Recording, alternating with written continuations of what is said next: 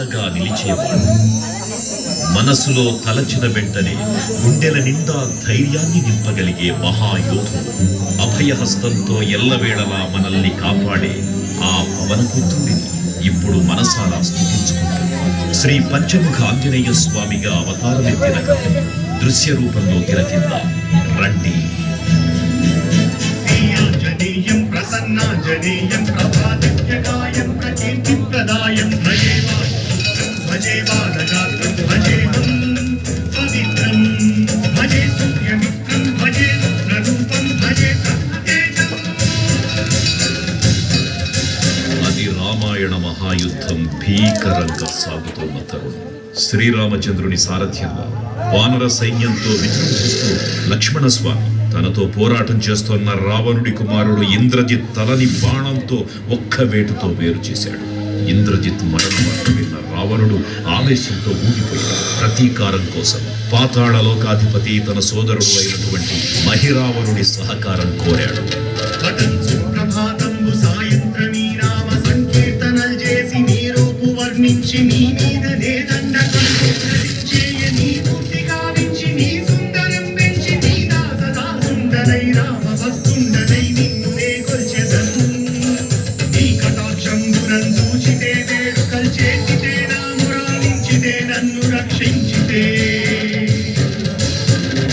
తంత్ర విద్యలో ఆరితేరిన మహిరావణుడి దాడి గురించి విభీషణుడి ద్వారా ముందుగా తెలుసుకున్న హనుమంతుల వారు తన ప్రభువుల విశ్రాంతి మందిరానికి కాపలా ఉండగా ఆ దుష్టుడు లోపలికి ప్రవేశించడానికి పలు ప్రయత్నాలు చేసి చివరికి మాయోపాయంతో విభీషణుడి రూపం ధరించి మందిరంలోకి ప్రవేశిస్తాడు.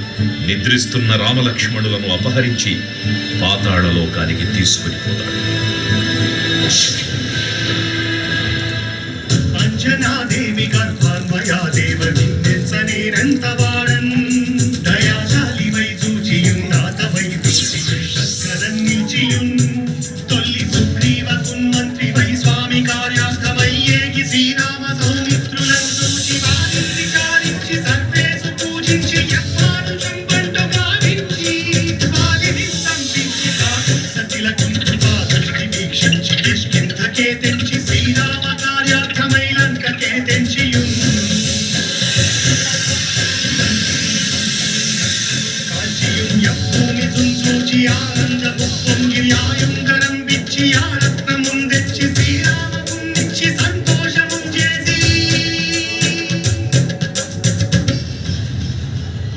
తన ప్రభువులను కాపాడుకోవడానికి వాయువేగంతో పాతాళలోకానికి చేరుకున్న ఆంజనేయ స్వామికి సగం మొసలి సగం వానర రూపంలో ఉన్న వింత జీవి ముఖద్వారం వద్ద కాపలా కాస్తూ కనిపిస్తుంది. ఆ జీవి మకరధ్వజుడు అనే తన పుత్రుడని మహాసముద్రాన్ని దాటుతుండగా నీటిలో పడ్డ తన వేదవిందు ఒక మొసలి గ్రహించడం వల్ల జన్మించాడని తెలుసుకుని ఆశ్చర్యపోతారు హనుమంతుల వారు.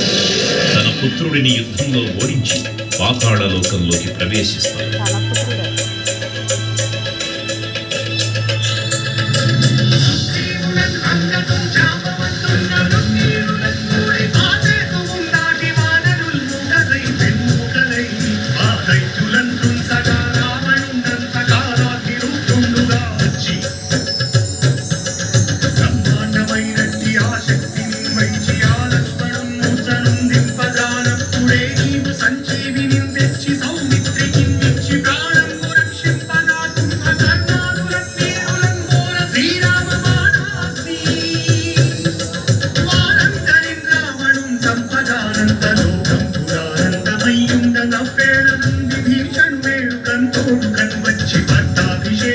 చేయించి సీతామహాదేవి తెచ్చి శ్రీరామునిచ్చి అంతన్నయోధ్యాపురించొచ్చి పట్టాభిషేకము సంరంభమయ్యున్నా.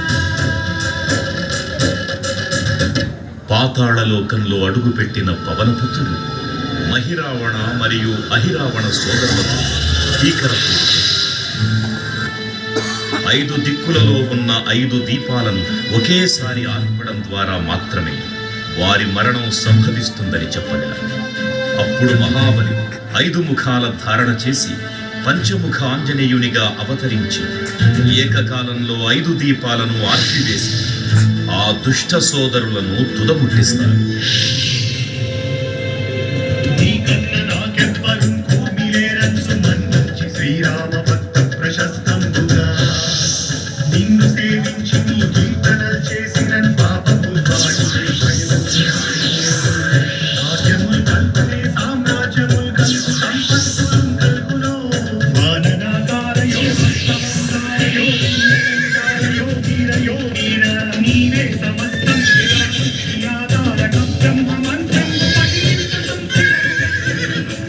వజ్రదేహంబును దాచి శ్రీరామయంచున్ మనకు పూతమైన ఎప్పుడు తప్పకన్ తనసు నా జిహ్వయందుంది నీ దీర్ఘదేహము త్రైలోక్య సంచారివై రామనామాకి సంచారివై రక్తకేతమునం రౌద్రనీ జ్వాల కల్లోల హావీర హనుమంత ఓంకార శబ్దంబులన్ భూత ప్రేతంబులన్ పిశాచంబులన్ శాకినీ ఘాకినీ జాతులన్ గాలి దెయ్యంబులన్ నీరువాలంబులన్ దుట్టినేలంబులన్ పట్టినీ ముష్టిఘాతంబులన్ ఆవుదండంబులన్ రోమఖండంబులన్ తుంచి కాలాగ్నిరుతుండవై నీవు బ్రహ్మవైతం యజ్ఞదేగంబులను చూచి కారోరి నా ముక్కు నరసింహయంచున్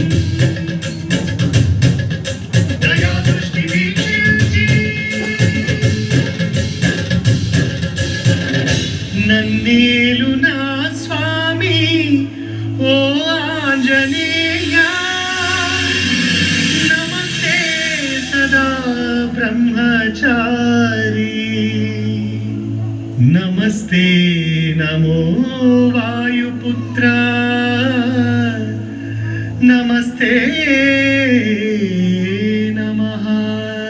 తూర్పు దిక్కున చూసే శ్రీ హనుమాన్ ముఖం సర్వ పాపాలను హరించేదిగా, దక్షిణ దిక్కున చూసే శ్రీ నరసింహుని ముఖం శత్రు భయాన్ని పోగొట్టి విజయం చేకూర్చేదిగా, పశ్చిమ దిక్కుని చూసే శ్రీ గరుడ ముఖం భూత ప్రేత తాంత్రిక భయాలను పోగొట్టేదిగా, ఉత్తర దిక్కు వైపు చూసే శ్రీ వరాహ ముఖం గ్రహదోషాలను హరింపజేసి అష్టైశ్వర్యాలను అందించేదిగా, ఆకాశం వైపు చూసే శ్రీ హయగ్రీవ ముఖం